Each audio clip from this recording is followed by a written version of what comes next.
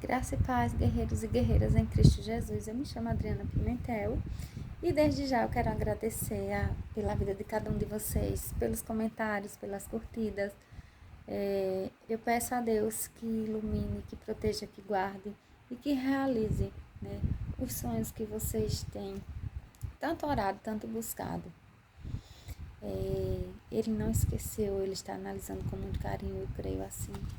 Assim como eu creio que também ele está fazendo pela minha vida, ele vai fazer pela tua vida também. Eu já peço que dê like, comente, compartilhe. Me desculpe a ausência, porque eu trabalho muito. E meu trabalho começa à tarde e vai de madrugada dentro. Eu trabalho em uma lanchonete. E ela nos deixa moída, sabe? Porque trabalhar à noite não é fácil. A gente fica muito cansado. Às vezes quando eu tô me cortando, eu trabalho na Top Book Delivery. E às vezes eu chego de madrugada. E no outro dia eu vou dormir um pouquinho até tarde, que aqui em casa é só eu e minha filha. E eu vou fazer minhas coisas e enfim. Aí tenho que tirar tempo também para preparar, né, os conteúdos para trazer aqui vídeos para vocês. Mas estou sempre por aqui. Minha eterna gratidão. Eu me chamo Adriana Pimentel. Esqueci de falar no início. E é isso. Então, hoje, nesse tema que eu vou falar, é um tema que está aí, né, muito no auge, agressão no casamento, separação, divórcio, enfim.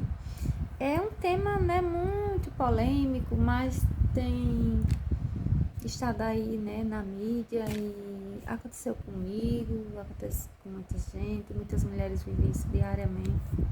Agressão física, verbal, relacionamento abusivo. Minha mãe viveu, eu vivi, tantas mulheres vivem, né?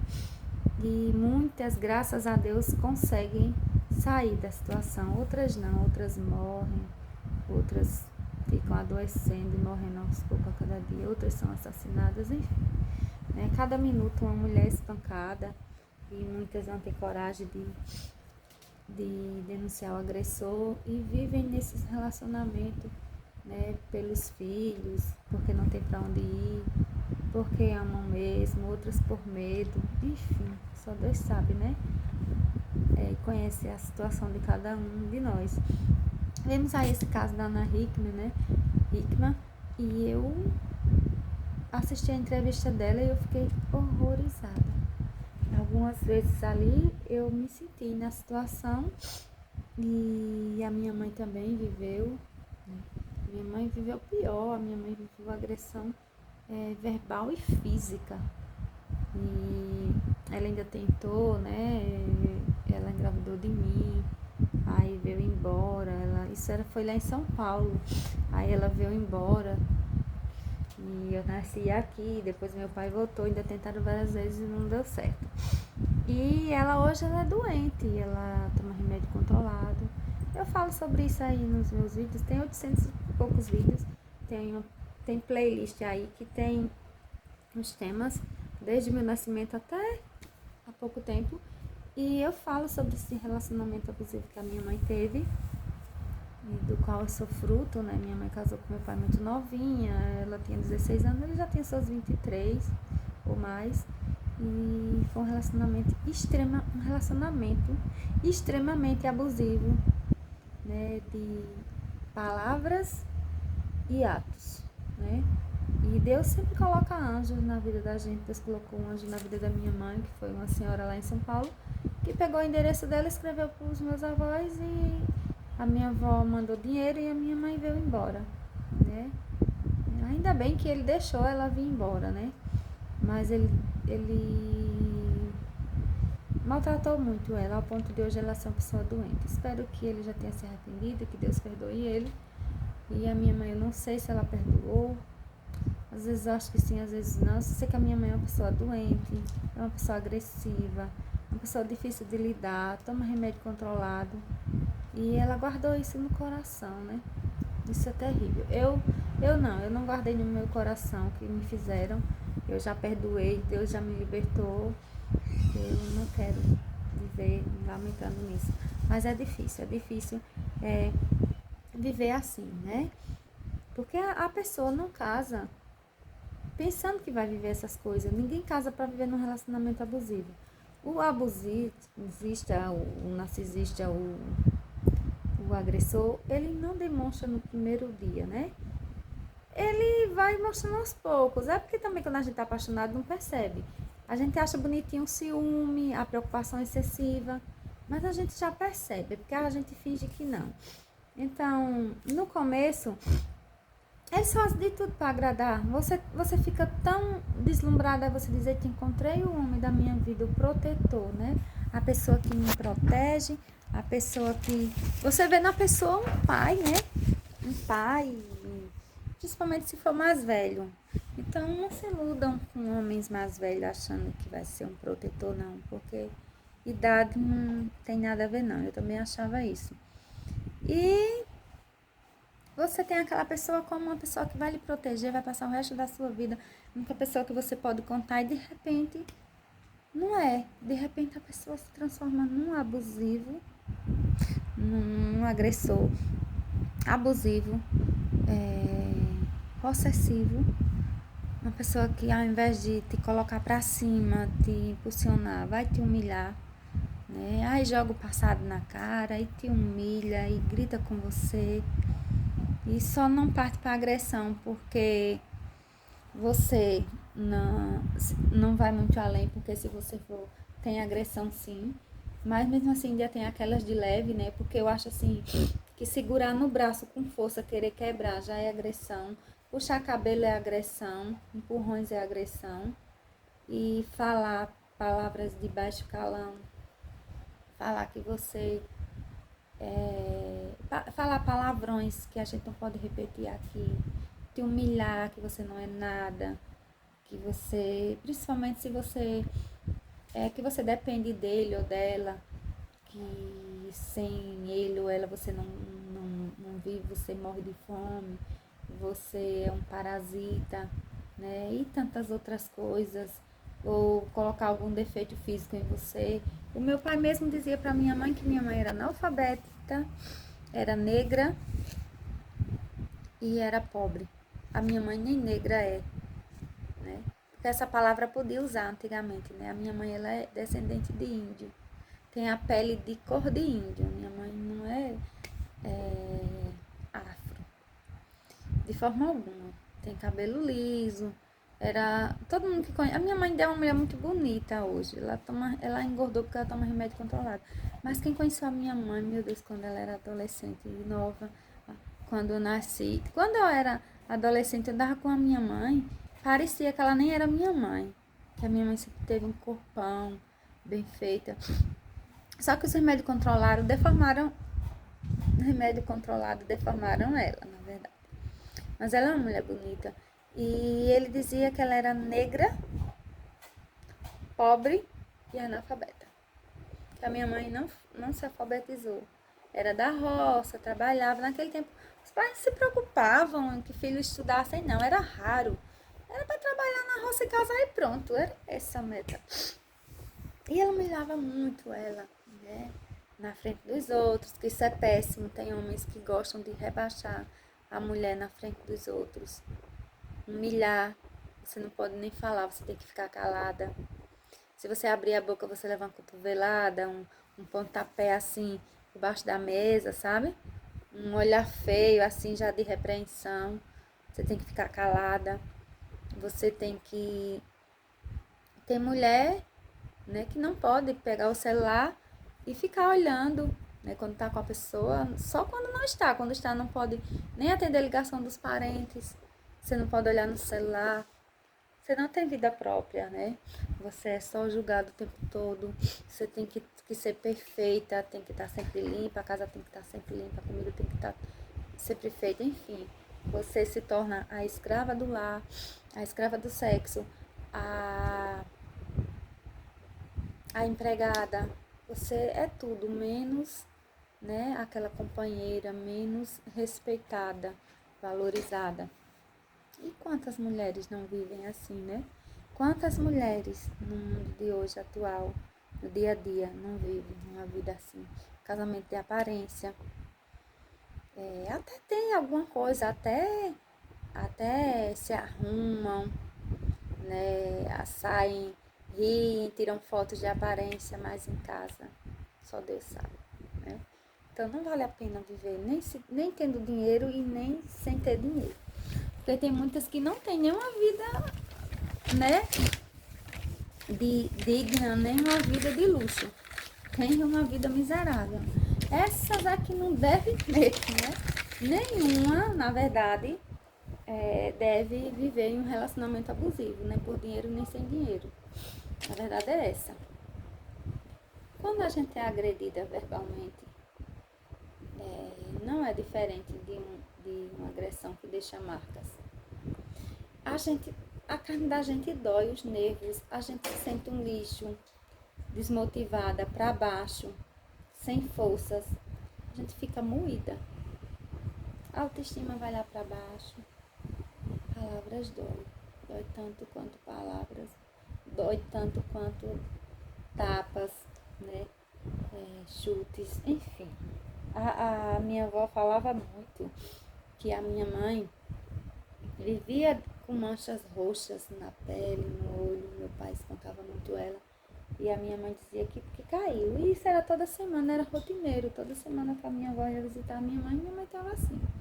Meu pai se mudava de casa para minha avó não ir lá ver a minha mãe, para não ver a situação. Enfim, falam tantas coisas. Eu cresci ouvindo isso e eu fiquei traumatizada. E eu sempre dizia, eu não quero casar. Eu fugia do casamento. Eu até me relacionava e tudo, mas eu dizia, eu tenho que casar. Eu desistia. Eu nunca vou casar. E eu tinha trauma, medo terrível, fiz terapia. Eu tinha medo mesmo. Eu desistia sempre, né? Tava conhecendo alguém ou alguém interessado a mim, eu desistia. E só o pai da minha filha, que ele veio como um anjo, né? Cheio de bondade, de doçura, e eu perdi o medo. Então, ele me mostrou ser uma pessoa diferente. Eu fiz terapia para entender muitas coisas. E as histórias se repetem, mesmo sem a gente querer. A história de relacionamento abusivo se repete. Por algumas vezes eu me vi na história da minha mãe. Mas que bom, né? Que Deus nos protege, nos cuida e nos dá força para que a gente saia antes. Então, que nem todo mundo tem essa oportunidade, né? A gente tem que ter força de vontade e dizer, chega, por hoje chega, não me permito mais. Foi a última vez que você falou comigo assim, que você me traiu, que você mentiu, que você tocou em mim, né? Foi a última vez. E tem que ser assim. Porque senão, tem casos que as mulheres não conseguem separar, aí vão a óbito, né? Porque tem homens que chegam ao extremo de assassinar, né, suas mulheres por conta que não querem ver ela com o outro, não querem separar, não aceitam a separação e tiram a vida delas. Quantos casos, né? Meu Deus do céu. No caso da minha mãe, a minha mãe deu um basta também, né? Ela tentou até ela dar um basta, quando ela disse não queria mesmo, e pronto. Ele foi viver a vida dele, ela encontrou meu padrasto e viveu ainda uns 30 anos e tá com 7 que ele descansou. Eu tenho 3 irmãos e ela ficou viúva. E meu pai não, meu pai vive só até hoje, tentando, de galho em galho, que nem macaco. E eu não sei o destino dele, porque ele não me procura, eu não procuro, mesmo morando na mesma cidade. E é como se ele não existisse, eu não sinto nada por ele, porque eu nunca convivi. O pai que eu conheci foi meu avô, o pai da minha mãe que me criou, e meu padrasto, que tive a oportunidade de conviver algumas vezes, né? Porque eu fui criada pelos meus avós. Então é isso,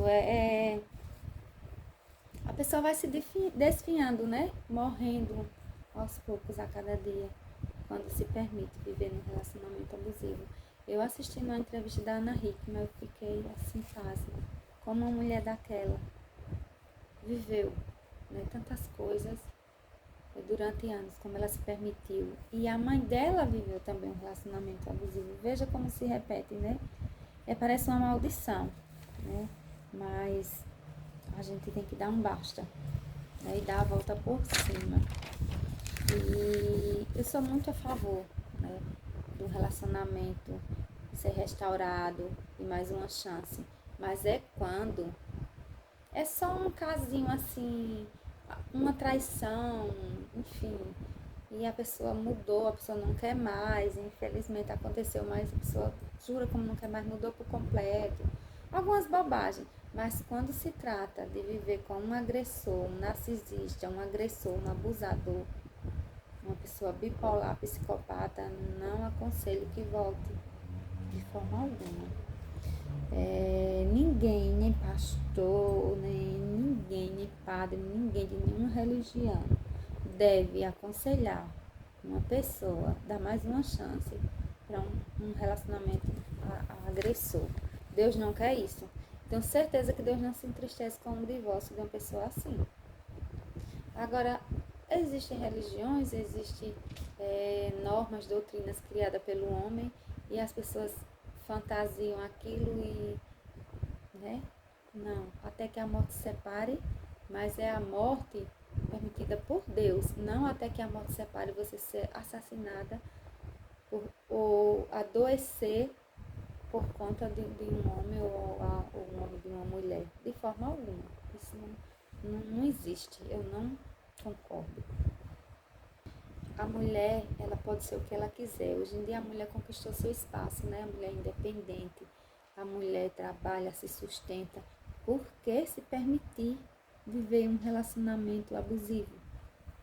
E por que se permitir viver com um homem que não te valoriza, que só sabe valorizar os amigos, a farra, bebe, enche a cara e vem pra casa te perturbar, não tem amor, não tem carinho, até o sexo ficou banal, ficou, né? E você só é empregada, cozinhar, lavar, né? Viver pra ele, e até casos de mulheres que sustentam os maridos, né? O que ele ganha só pra ele e ele ajuda tão pouco e ela banca com tudo. Que vivem de aparência, que ele até são felizes naqueles momentinhos ali, quando estão em festas ou com alguém, e quando um dá um presente, o outro tenta comprar, né? Quando um negócio tá ficando meio estranho, aí vai lá, compra um presentinho, ou agrada, aí tem aqueles picos de felicidade. Mas vive de aparência, de fotos, vive de aparência, empurrando com a barriga, com interesse no que o outro tem, porque não quer dividir os bens, porque não quer deixar, né, a pessoa livre para outro, porque gosta do que a pessoa oferece. Isso não é casamento, né? Casamento só para dizer que tem um marido, porque eu casei. E outros que casaram no papel, né? Porque tem uns que só vivem juntos. Casei no papel na igreja, no pastor, no padre, e não posso me separar porque isso, porque aquilo. Que ilusão. Então viva no relacionamento abusivo, sendo traído, sendo humilhado perante a sociedade, sofrendo por humilhação dos amantes, né? A pessoa não sai com você, não passeia, não te valoriza, não tem nem você na rede social, ainda mantém casos extraconjugal com outras pessoas, não é só com uma, com duas, três, quatro, cinco. Isso não é casamento, eu não quero isso pra minha vida mais nunca. Eu prefiro ficar só, eu escolho ficar só, mas não quero mais, nem com meu ex, nem com ninguém. Não quero ser amante de ex, mesmo amando, né? Mesmo usando ainda a aliança, não quero ser amante de ex. Não quero ex abusivo, com vícios, fazendo as mesmas coisas que fazia, e nem quero um novo relacionamento assim. Prefiro ficar só. Essa é a verdade, né? E Deus sabe todas as coisas, Deus sabe o que é melhor pra mim, Deus sabe o que é melhor pra você, mas a história da gente é escrita pelo dedo de Deus. Ele escreveu a nossa história, mas é nós quem decide se a gente quer viver aquela história que ele escreveu ou quer viver a nossa própria história. E quando a gente resolve viver a nossa própria história, a gente se dá mal, porque a gente romantiza demais, né? A gente fantasia muito e a gente quebra a cara, né? Então, mulherada, se amem, se valorizem, né? Saiam dessa situação quanto antes, não se permitam, né, viver assim. negando afeto.